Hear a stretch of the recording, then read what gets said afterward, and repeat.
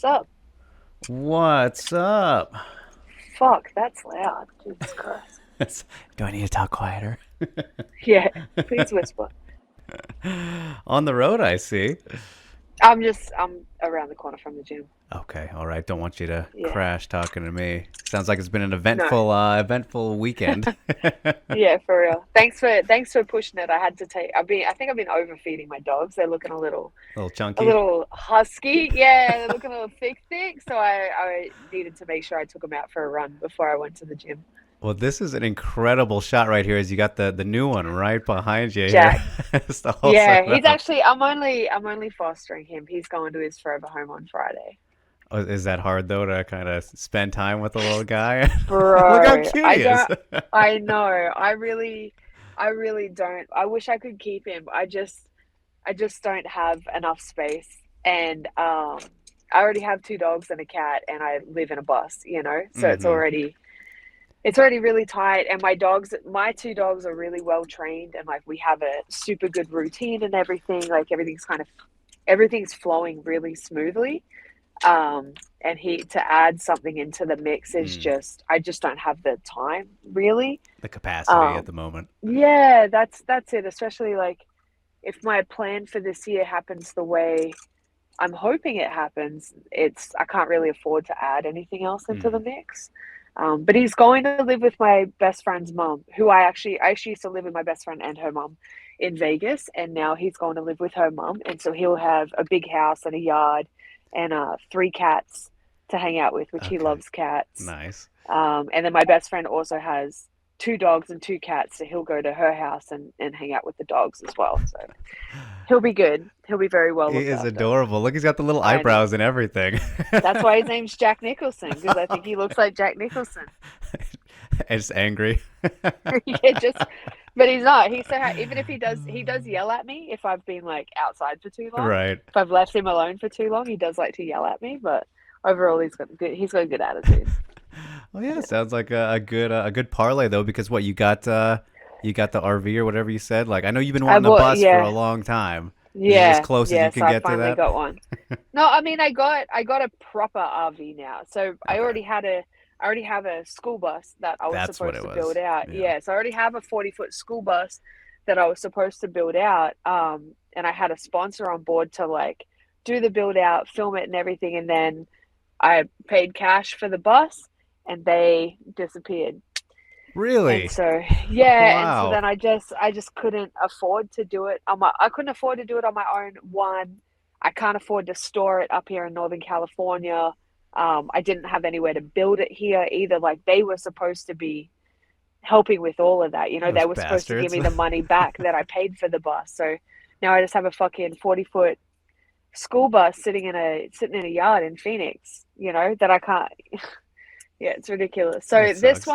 this one that I just bought is a 30-foot RV. Okay. Has a bedroom, like full setup, and this week I'm in the process in all my between sessions.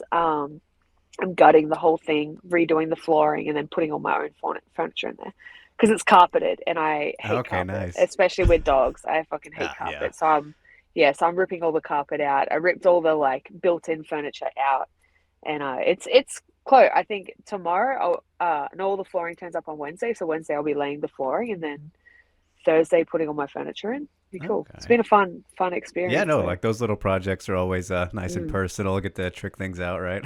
Yeah, and I like doing shit with my hands. I don't like not having anything to do. I mean, I'm in camp. I fight next Yeah. weekend, but hmm it's nice. But it's nice having other things that aren't fight related to do in my time off. Right. Yeah, Yeah, keep you distracted.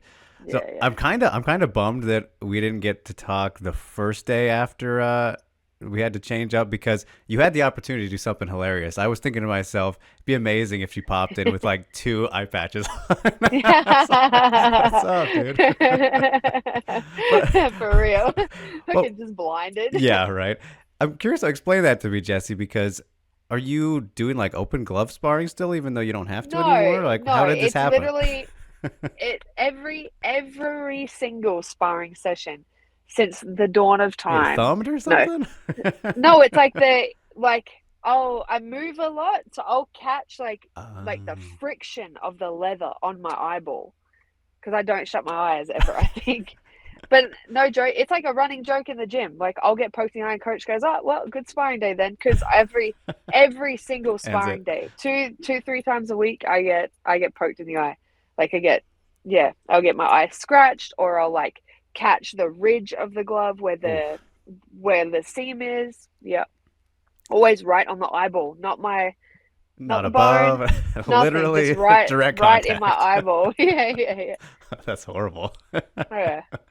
Okay, yeah, I was confused by that. I was like, you shouldn't be finger actual specifically like poke issues anymore, No, right? it's Yeah. like it's scratches. Yeah, I get scratched a lot. That might be worse depending, right? I mean, geez. Bro, it's so annoying. Ugh. It's so annoying. It's so annoying because I don't, when I used to do MMA sparring or like in the MMA puffy gloves, I would expect it, you know? Yeah. Plus they have like a big lip that is real easy to catch too. And then I switched over to Muay Thai and boxing, and so I don't have to deal with that bullshit anymore. And I still get poked. I still get eye poked all the time. It's just your thing, I guess. It's just my thing. It's just how I live my life now. So, I mean, how different, I guess, is the training then? Obviously, you don't have to worry about grappling and stuff anymore, but have you changed up much specifically, or is it just like, all right, we're gonna just put more time into the Muay Thai specifically now? Yeah. It's actually been really cool. Like at first I wasn't training as much as what I was for MMA because I didn't have to cover as many avenues, you Yeah. know? And then also um I kind of had to learn how to train for Muay Thai, how to be efficient because I was so used to for a decade before that making sure I did strength and conditioning, cardio, kickboxing, boxing, judo, wrestling, jiu-jitsu, making sure everything was covered, that I was in this like perpetual state of exhaustion. Mm. Um, and I think that's what led to me getting injured so much as well, because I also have a really hard time saying no to doing things. So if someone suggests like, "Hey, do you want to come do this extra credit?" I'm like, yeah, That's a fuck good yeah. idea. What else? Like, what else am I gonna do? You know, Yeah. to the point where like I'm by the end of the week like I'm incapable of Mm. doing anything. You know, like Sundays are my day off, and I would lock myself in the house and not leave except to walk the dogs because I was just so Redlined. burnt. Yeah, and then so when I finished with MMA and decided to focus on just striking, there was a big transitional period where I didn't have to put as many hours in. I can be a lot more efficient with my time, you know? And then I went through this weird phase of a couple of months where I didn't really feel like I had any direction, even though I had like back to back fights lined up. Like I've been had a fight on the docket every month since September. Not all of them. I mean, only one of them has happened. Next May will be the second one, but I've had 6 fights booked since September, you know? Yeah. So I've been in consistent camp, but through camp, I was always so used to being so burnt out and being so beat down and being so sore and, you know, like getting injured and all these different things that I felt like I wasn't doing enough because I had all this free time. Like, oh, I don't have to train four sessions a day. Now I can just do two. Like, and I didn't really know what to do with Right. myself, and it took a long time because it's been almost my entire adult life that I haven't had personal time, Hmm. you know, that I haven't had time to focus on other things. You know, if I was lucky, I could get one ride on my bike in, you know. Yeah. So then to have all this free time, I just didn't, I like went through this kind of this like, had to rediscover who I was because my identity for so long had been this MMA fighter Train, and train, everything that train, that train. yeah, and now I really don't need to do like people in other sports, high level people don't train that same way because there aren't as many things to focus on, and like now I get to go into every session fresh. Like I feel good every session, and I still have it's really cool. Like the way my week is structured now is so much better. Like I have more sparring sessions. So I have more sparring sessions because I don't get as beat up doing the grappling. I still have, you know, Tuesdays and Thursdays, I still have 4 or 5 sessions, but they're spread out differently. They're not just back to back. And then I have some days where I only train in the afternoon. I have some days where I only train, you know, at lunchtime. And so I have so much more time to feel like a human being and actually enjoy what I'm doing because that was something I experienced with MMA for a long time. I just didn't enjoy it because I just felt like I had nothing outside of that, you Yeah. know, like being in the UFC was cool, being on that platform was cool, like there were a lot of cool things that I got to do, but the sacrifice on my body and on me mentally and emotionally just got to the point where it didn't Hmm. feel worth it anymore. And now like I'm in a good mood every day. I couldn't even tell you the last time I was in a bad mood. And I used to come in like not in a bad mood, but Knock on just like wood. run down. Yeah, just but yeah. But like I used to come in, run down, just beat up, Yeah. run down, just like low energy. And I can't even remember the last time I had a day like that. Like it's like I actually get to enjoy my life now, which Fuck yeah. makes me enjoy fighting again a lot more. Yeah, that's awesome. I'm very happy to hear that. And at the same time, though, I hate to ask this, but like, is that annoying or regretful at all? Because of, of course, all the great I, experiences you had, but then you see this and it opens yeah, up things, right? I think I don't really have any regrets because even with how negative the last couple of years were in my MMA career, and I'm not even just talking about losing, like there was a lot of things Mm, attached to it.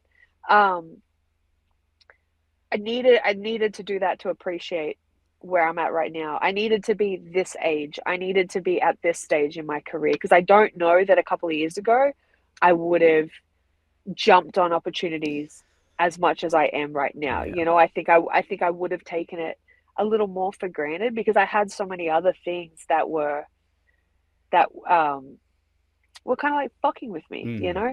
Now I don't. Honestly, like my life, I can honestly say how my life is right now. I've never experienced this before. Like my life is simple.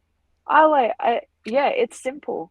I don't have a ton of shit pulling me in different directions. Like I'm only doing the things that I want to do, and that's train, ride motorbikes, and hang out with my dogs. Like that's it. It's sick. Not too bad. Yeah. I think this is what the first time we've caught up since you become a married woman, Miss Oh Clark. yeah. Oh yeah. did you It is. It is. did you do an official wedding or anything like that yet? Like a big Yeah. special thing? Not a big thing. I mean, all his family's in Florida and all my Okay. family's in Australia. So Right. A little hard. yeah, so we just had a really cute little ceremony. It was like by the water out in Austin, and two of my friends came because one was a photographer and one was a videographer, and then it was Hmm. just us, and we got some. Yeah, it was cool. It Oh, was it cool. was very small, and I'm not a public display of affection person, and I I don't even remember the last time I went to a wedding. I think it was when I was a kid. So I had like zero frame of reference of what it would be Hmm. like, and Well, and be as we were unique going, to you anyway. yeah, but as we were going through it, there were so many things that I was like, oh my God, I'm glad I don't have to do this in front of a crowd. You know what I mean? Because I'm not like I'm pretty private with things like that. I'm pretty private with my relationship. Yeah. Yeah, so it was cool though. It was cool. It was a fun experience. Okay. Yeah. I think I saw it was kind of like foresty a little bit. There was Yeah, yeah, okay. yeah. It I was like a remember. little lagoon surrounded by Okay. Yeah. I woods. remember seeing that. I just wasn't sure if you did like a big, regular type No, party thing after. All right. no. That's One cool. one day, one day when I can afford to bring my family Right. over. Yes. Yeah, yeah, So I think I remember you also posted like the reactions were funny to see from the good old community yeah. and losing some followers and that fun stuff. Surprisingly, not as many as I expected. Yeah, Okay, that's good. yeah, yeah. The response was like, for the most part, pretty positive, which is cool. Yeah, it's rare. Yeah, very, very, very rare. So since you're always moving, like where would you technically say there's a home base right now? Obviously, I know you're doing your training in, California and CSA and all that stuff, but We certain. have we have an apartment in Austin. We have an Okay. apartment in Austin. Yeah. I'm out here. That was also another reason why I wanted to buy a drivable RV. Because right now I have my truck and a trailer, and it's a lot harder to go back and forth with that, because then I have to still park my trailer somewhere, Yeah. drive my truck out. My truck is fuck, we're at 170 something thousand miles on my truck right now, and it needs a new transmission soon. So it's putting a lot of wear and tear on my baby. So buying the drivable RV is way easier Hmm. because I also have to bring the whole crew. I have to bring everyone with me. Yeah. So yeah, so we have an apartment in Austin. He comes out here when I'm in camp. So he's been out a few times this camp, and he'll be Okay. here next weekend for my fight. And then between fights, I'll go back out there. But obviously, while I have something on the docket, I have to be Right. here. Yeah. Yeah. Of course. Okay, that makes sense then. Yeah. I feel like that would be a little hard to juggle kind of when you're going from, your vehicles to the other ones and that kind of stuff. It's actually honestly like the setup right now I really like. Like I like how everything is. I think everything's gonna be a lot easier once we're just in the one bus Yeah. too, because then I can just leave my truck here. Like I can leave my truck at one of my friends' houses or something like that. But like the arrangement that I have with training and with my personal life is really suits us both perfectly, I Mhm. think, because I get to focus on what I'm doing and not have to give my energy to another person who's physically here, because that Mhm. gets really difficult as you get closer to a fight. And then he's really busy. He works and trains full time, so it lets him kind of focus on what he's doing as well. And then when we hang out, we just get to enjoy hanging out. Right. Like no responsibilities. It's pretty tight. Do you have a scariest like motorcycle moment or anything like that? I know we've talked about Um, your rides before, but I've had a couple of minor crashes, nothing bad. I've like when I broke my foot, when I was supposed to fight Toledo Bernardo on UFC Rio a couple of Mhm. years ago, and I tore all the ligaments in my foot and broke a bunch of bones. I was riding right after I got out of the cast for that, so my foot was still fucked.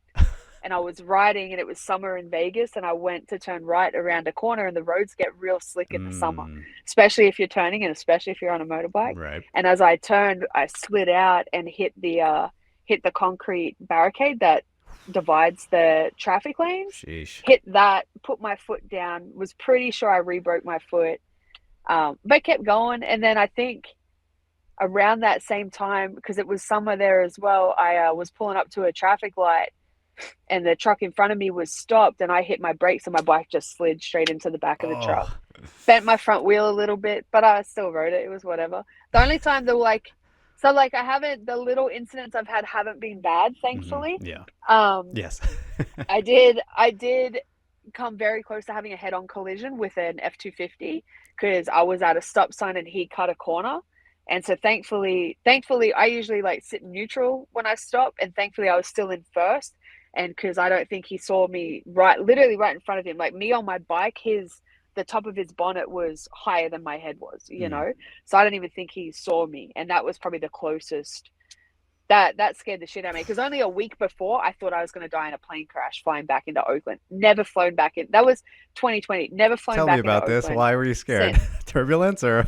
Yeah, bro, it was the worst. It was so bad. I was flying back from Houston. It was UFC Houston. I was out there for Monster. So it was like February 2020, right before COVID. Mhm. And I flew back into Oakland, and it was the worst turbulence I've ever experienced, to the point where like the plane was silent.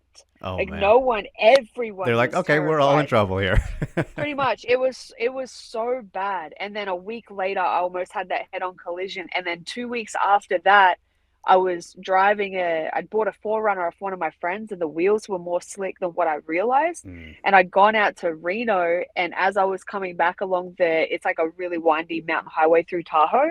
As I was coming back, I hit black ice, and my wheels were already slick, and I spun out on the freeway and then landed up against a snowbank, and I had the dogs in the back, and right as I landed up against a snowbank, a truck came flying past because Oh my God. it was a too late. So I had like three what felt like near death In a experiences short period of within time. about a Yeah. month. Yeah, Yeah. I was a mess for a while Final after that. destination right there. Yeah, it was rough.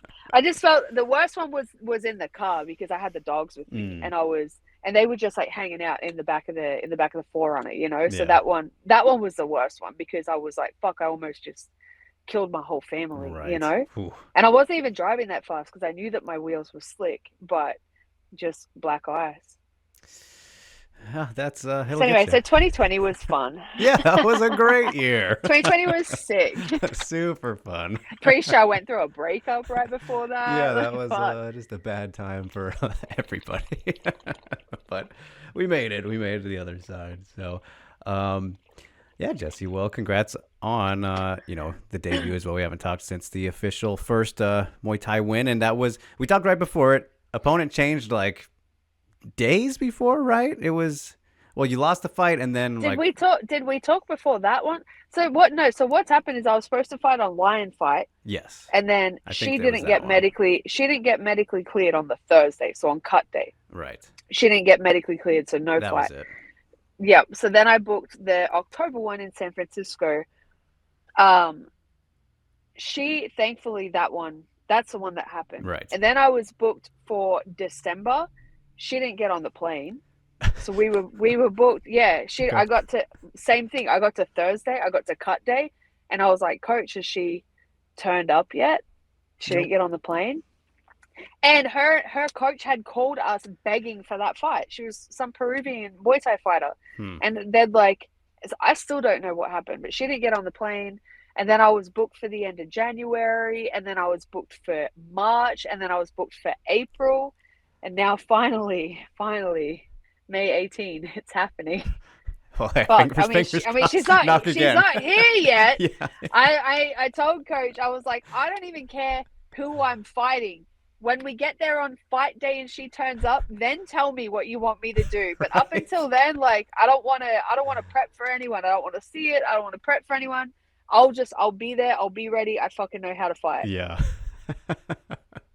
That is crazy. Probably a little frustrating, but at least we got the one. So annoying.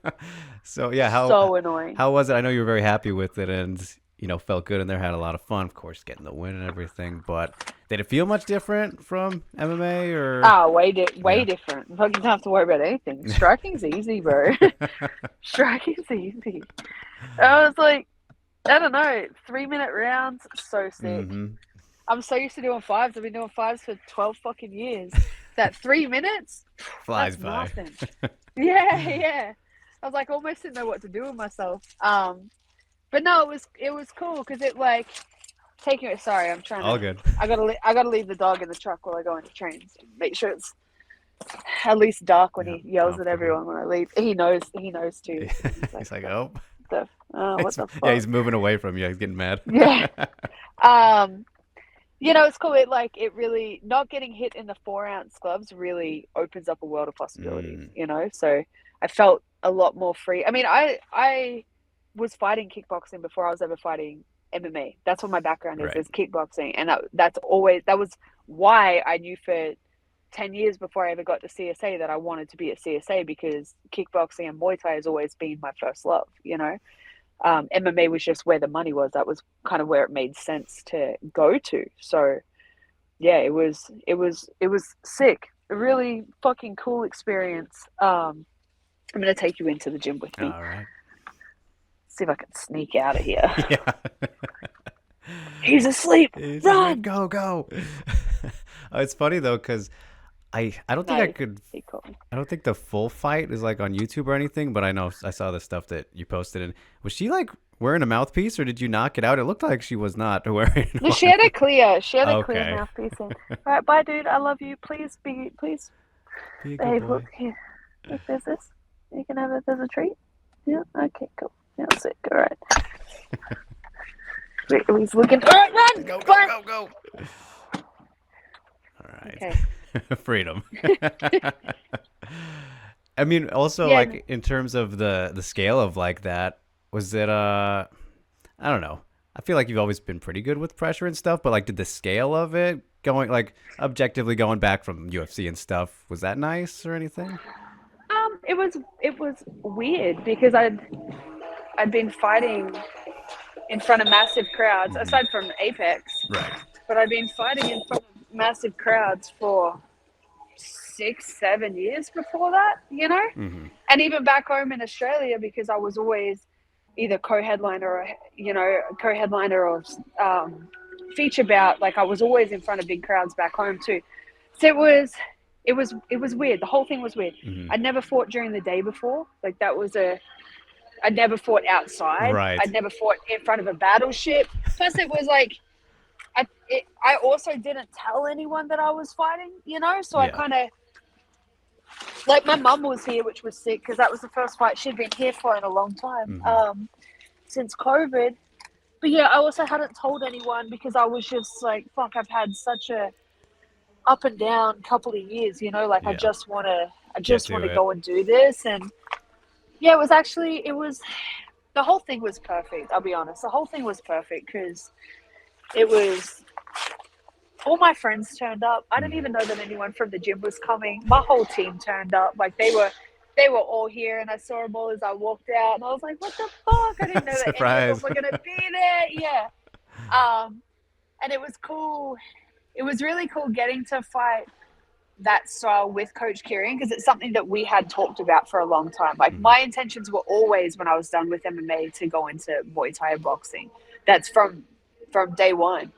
Um, so it was really nice to kind of see to experience that. Like, so I don't know. It's there was a lot of pressure that I was putting on myself, being like, fuck. Like now that I've left MMA, where I was, I was losing because of grappling. Mm. Now I'm going to this thing that I love with with a world renowned coach in the sport. Don't let me fuck this up. Like Please. don't let me fuck this up. Yeah. Yeah. So I put a lot of pressure on myself, but once the fight started, it just felt very free, It felt Yeah. very free. Yeah. Just felt right. Back to basics a Yeah, little bit, yeah. all that good stuff. Yeah. So then, with this one coming up, I mean, a little bit more of a thing, kind of cool, with Gilbert Melendez and Coker Yeah. doing Hell their own yeah. And Scott thing. Coker. So, like, Yeah, it's almost surreal, because like I was just talking to coach about this on the weekend. We went and did like a promo thing at Dave and Buster's for the Canelo fight to mhm. around the corner from the venue for our fight. So Gilbert and I and coach went and did a promo thing there. And I was just talking to Kieran about how like over the course of my like I've been training since I was 21, right? So that's my entire adult life Yeah. now. Has been in combat sports, and over the duration of that time, I'd set a few goals and I'd hit almost all of them. Well, I have hit all of them. Like I wanted to be in the UFC before I was 30. I got into the UFC literally 10 days before I turned 30. I fought MMA in Japan in a ring. That was one of my goals. I was ranked top 10 in the world at flyweight. That was one of my goals. Like Mhm. I've fought all over the world. I got to go to Russia. I got to go to Korea. I got to go to Singapore. Like I got to go all these different places. I got to move to California. Like I've experienced so many really, really amazing things because of this. But there was like to have the chance to now fight for someone who was one of the first people to give women a platform in mixed martial arts. Like literally the decisions that Scott Coker made 15 years ago with Strikeforce are the reason that I'm able to do Right. what I do right now. They're the reason that I have the life that I have right now, and that was kind of I had that realization over the weekend because before I was like, oh fuck yeah, cool. Like, I've met Scott a bunch of times when I would go to Bellator for Monster and stuff like that. He always seems super cool. People talk really highly of him. But I hadn't really thought about it, and then on the weekend I was like, fuck, like he really is one of the reasons that I can even do what I'm doing Mhm. today. So then to be able to embark on this new journey with someone like that is such an amazing kind of surreal experience. Like I could have gone and done Muay Thai at any number of like smaller Muay Thai Right. shows here, but instead I get to go do this new combat sport um, that I love more than I loved MMA, with being promoted by someone who loves combat sports, Yeah. loves Muay Thai, loves kickboxing, like more than he likes MMA. Like striking is Scott's Yep. fucking, that's his shit. That's where he started. So Yeah. yeah, so it's really really cool to. It's just fucking rad. Like it's rad. And then he's like, the promotion they've done for us has been amazing, has been more than I was expecting, with like leaving the biggest platform for MMA in the world. I left them, and I didn't think that until maybe I do cool things in boxing. I didn't really think that I was going to get a platform Mhm. and or promoted. And so it's really the things that Scott is doing is, it makes me feel like I'm not taking a step backwards, Right. because it's easy to feel that way going to fighting outside, like fucking in a parking lot of a shipping dock. You know Yes. what I mean? Yeah. Like it's easy, even though that was a cool experience. It's easy to feel like it's a when you little break it step down a in the little. opposite direction, you know. And now I feel like I actually will have an opportunity to finish out my combat sports career, because you know I got 3 or 4 years left, and there's a few things I'm trying to hit, I'm trying to accomplish, and I feel like working with Scott Coker is going to give me the ability to do that. So. Yeah, I mean the timing is But really just perfect when you kind of lay it out that way. fucking And with perfect, Gilbert bro. too, like that's cool Perfect. to have, the tie with him involved. And Yeah, I'm and sure I'm you already probably knew friends with about it a Gilbert little and bit Kerry. already. I no, I didn't. I Okay. didn't. So like, that's what I mean. I was booked for March and April, and then we ended up not taking those fights because Um, this May one happened, you know, and they wanted, like, when we first got told about it, they were like, hey, like, we want to make this a big event, you know, so like let's make sure that Jessy can get there. So mm, it would have been cool to have 2 more wins, but also the risk of, like, maybe I got injured or maybe yeah. something happened, you know, and then I wouldn't be able to be a part of this inaugural event. It was worth kind of waiting for. Yeah. Yeah. Gonna be awesome. So again, great timing. Looking forward to Hell it, yeah. Jesse. But Plus, you it's my mom and my sister's birthday. oh May 18th is wow, my mom and my meant to sister. be even more. And yeah, and my second ever kickboxing fight was on May 18th as well. So May 18th's been a good day for me Damn. so far. Yeah. Yeah, a lot of things going on there. You mentioned some of the goals. What are kind of some of those things for this year? Anyway, we'll keep it contained. I'm still trying to make some money. So I want to, Fair. I would like, before I retire, and Coach Kieran believes that this is a possibility. I believe it's a possibility. I would like to win a Muay Thai world title. Hmm. I would like to retire as a world champion in something that I've dedicated my time to. Um, and I do want to go make some money in boxing. So my next fight after this one is going to be boxing, and then we're going to try to alternate for a little while, just seeing what I have. A few opportunities in boxing that'll be really, really cool. It's got to win this one well this One at a weekend, and time, then and yeah, and then more and more doors are going to open up. absolutely, absolutely. So yeah, a lot of potential there for you. But yeah, But hell yeah. all right, Jesse. Well, I was gonna leave you with a personal one here, but I don't want to take up the time as you just put No, the go, go, so, go, go. Tell me, tell me, all right. tell me. Are you sure? Yeah, go. Okay. Well, as you know, had my recent issues, and I appreciate you, sending the message you did when you did, about my stuff happening last year and all that. And Yeah. I've been very open about it. And I was just kind of curious, again, if you don't mind talking about it, but Okay. when you had your thing with Julian, like, I was curious, do you Yeah. still deal with kind of ripple effects and things from that relationship now and how you kind of deal with them? Yes, yes. You know, they're in a few different ways. You know, like, I've done a lot of therapy about it. Obviously, I went sober. That was probably the biggest. That honestly was the biggest help, was going sober. Um, and it's been 8 years since like the final event between he and I, so a lot of time. But recently, um, we were, myself and a self-defense instructor here, Katie Hurd, we were filming a program for self-defense for women, and one of the videos that we were filming did deal with in-home violence, Mm-hmm. and I had a pretty, like, big physical reaction to Mm-hmm. that I wasn't expecting to have, you Right. know, to the point where I had to not be involved in that video in particular. And when we were planning it, when we were writing it, when we were talking about it, everything was fine. And then as soon as we started filming and I saw it, I couldn't even stop it. Like, I couldn't stop the things that came up, you know, Yeah. where I had to leave, I had to exit and just not be a part of that, you know. So that was something that I didn't expect to happen. But in general, I think that a lot of the things that I dealt with him have helped me with my interactions with people in the future, because there are a lot of positive and negatives about him, who he was as a partner, um, that I do still use that as a way to analyze people a lot, you know, in the best ways and in the worst ways, because a lot of relationships with people like that, with people who have narcissistic tendencies, with people who might have bipolar, you know, they tend to be the best and the worst at the same time.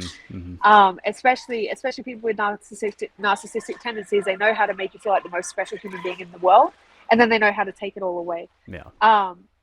So in, like, a weird way, he taught me what I deserve on a like on an elevated level, Right. you know, like he taught me that I can meet people who will treat me the way that I want to be treated. And then he also taught me how to see those negative traits in other people. Yes. And I've dodged some pretty fucking big bullets because of the lessons that I learned with him, you know? Mm-hmm. Um, but I think it's like any traumatic big experience in your life, like it's always gonna be there in some fashion. Mm-hmm. It's just up to you to decide what fashion that is. You know, you can Mm-hmm. let it be a positive or you can let it be a negative. You can let it be the thing that stops you from taking chances, or you can let it be the thing that guides you through opportunities. Right. Yeah. Yeah, I love that, and I agree. And just comparing. I hate to compare, but it's like, how do you not, right? So I want to get your For sure, perspective. 100%. We're Um, always going to compare. yeah. So lots to learn, and yeah, we just kind of go from there. That's why for me, it's one of those things where it's important to be open, and why I'm writing a book about it. So that's Yeah, very cool. I like that. therapeutic and all that good stuff. All right, Yeah. Jesse. Well, I appreciate you All right. as always, girl. Best of luck with the week and getting to Thank camp. you. And no issues happening, but Thank you. until then, we'll be in touch. All right, cool. Have a good day.